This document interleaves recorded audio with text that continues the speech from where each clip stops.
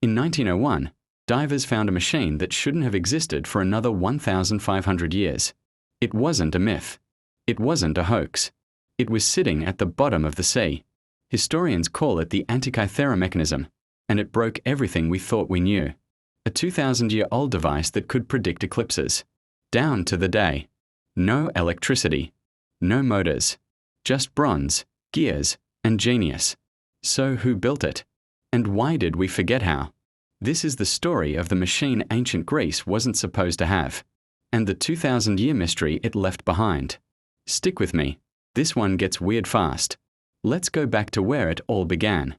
A shipwreck, a sponge diver, and a very strange lump of rock. The year is 1900. Off the coast of a tiny Greek island called Antikythera, a crew of sponge divers were just trying to wait out a storm. What they found instead was a 2,000-year-old shipwreck. Statues, coins, jewelry, a ship frozen in time, and one small, unglamorous, corroded lump of bronze. At first, nobody even noticed it. It looked like a rock. A rusted, forgettable rock. It sat in a museum drawer in Athens for months, until one archaeologist noticed something impossible. A gear. An actual, precisely cut bronze gear. Inside a 2,000-year-old rock. That should not have been possible. Not even close. Gears like this weren't supposed to exist until the 14th century. That's over 1,000 years after this thing was built. So either the history books were wrong, or someone in ancient Greece was a lot smarter than we gave them credit for. It took decades, and X-ray technology, to figure out which one was true. What they eventually found inside changed everything. Over 30 interlocking bronze gears, all packed into a box the size of a showbox. So what exactly was this thing built to do? Short answer, it was an ancient astronomical calculator. You turned a hand crank on the side, and dials on the front and back would move, tracking the sky. It tracked the position of the sun, and the moon, and even the 5 planets known at the time. It could predict solar and lunar eclipses years in advance. It even accounted for the moon's irregular orbit, something Greek astronomers only understood in theory. This machine turned that theory into moving metal. Every gear ratio inside was chosen for astronomical precision. One dial even tracked the 4-year cycle of the ancient Olympic Games. Because apparently, tracking the cosmos wasn't enough. It had a calendar dial that adjusted for leap years, something most civilizations wouldn't standardize for centuries. Modern researchers believe it needed at least 30 gears to do all this. Some estimates go as high as 70. Most of them are gone, corroded away by 2,000 years underwater. But the ones that survived were enough to reconstruct the whole machine. Using CT scans, scientists mapped every remaining tooth on every gear. And what they found was staggering. The math behind the gear ratios was almost perfect. One gear had 223 teeth, matching the exact number of months in an eclipse cycle. That number isn't a guess. It's called the Saros cycle.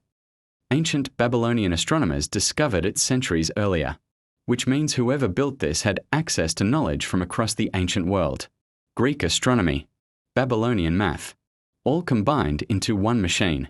This wasn't a lucky invention. This was centuries of accumulated science, built into something you could hold in 2 hands. So the real question becomes, who could possibly have built this? The leading theory points to one of the smartest minds in ancient history, Archimedes. Yes, that Archimedes. The Roman writer Cicero described a similar device, one reportedly built by Archimedes himself, showing the motion of the planets. Archimedes died decades before this exact device was likely made. So this probably wasn't his machine, but it may have been his students. A school of astronomers on the island of Rhodes is another strong candidate. Rhodes was known as a center for astronomy in the ancient Mediterranean. The astronomer Hipparchus lived and worked there. His theories on the moon's irregular motion line up almost exactly with the machine's calendar dial, which means this device might be a physical model of his math. Someone built a theory of the cosmos and made it move. But here's the part that really doesn't add up. This wasn't a rough prototype. The craftsmanship is shockingly refined. Some gear teeth are cut to within a fraction of a millimeter. That kind of precision usually means one thing: practice. Lots of it. Which means this almost certainly wasn't the only one ever made. There were probably earlier versions. simpler ones. None of them have ever been found. To understand how big a leap this was, let's rewind even further.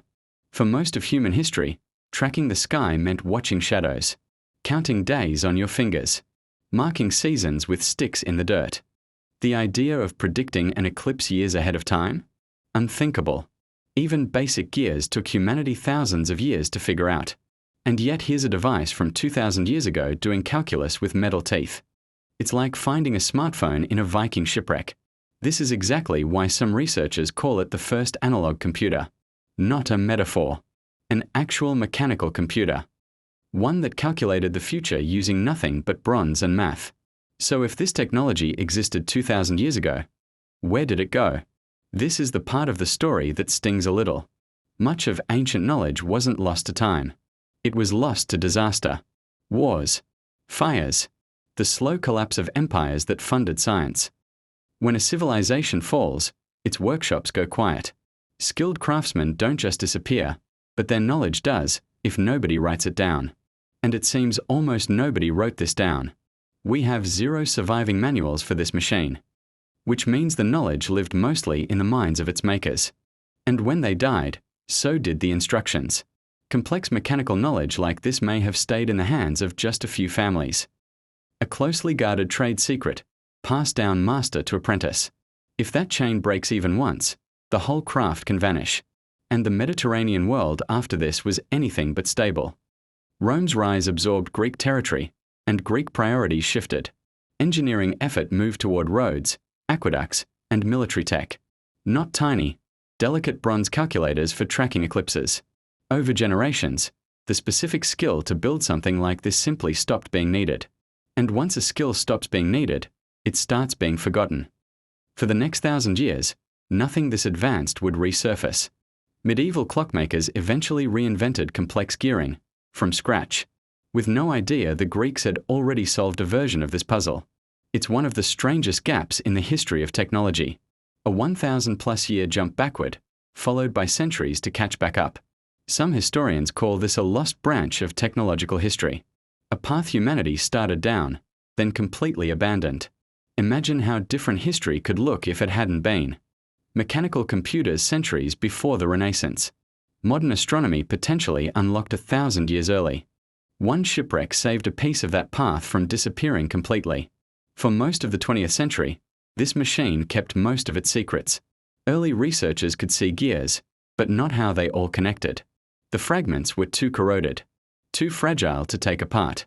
Then, in the early 2000s, everything changed. A team used high-resolution X-ray CT scanning on the fragments. For the first time, they could see inside the corroded bronze, without breaking a single piece.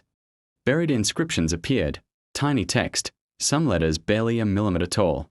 It was basically an ancient instruction manual, engraved directly onto the machine. Thousands of characters of Greek text, describing what each dial did. Researchers have translated most of it since, confirming dials for eclipses, planetary cycles, and even athletic games. Piece by piece, digital reconstructions brought the whole machine back to life. Full working replicas have now been built, using only ancient methods. And they work. The gears turn. The dials move exactly as predicted. Modern engineers have called the design a marvel even by today's standards. Some of the gear cutting techniques weren't matched again until the 18th century. 1,800 years after this thing was sitting on the ocean floor. And researchers believe there's still more to learn, because we still don't have all the pieces. So what do we actually take away from all this? First, ancient people were never as simple as we like to imagine. Second, brilliant ideas can vanish if no one preserves them. Third, we may be sitting on more lost breakthroughs than we realize. Somewhere under the sea, there could be more machines like this one. Still waiting. Still corroded. Still holding their secrets.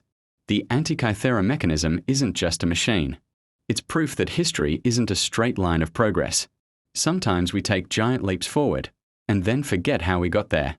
So next time someone says the ancients couldn't have built something advanced, remember this rock from the bottom of the sea.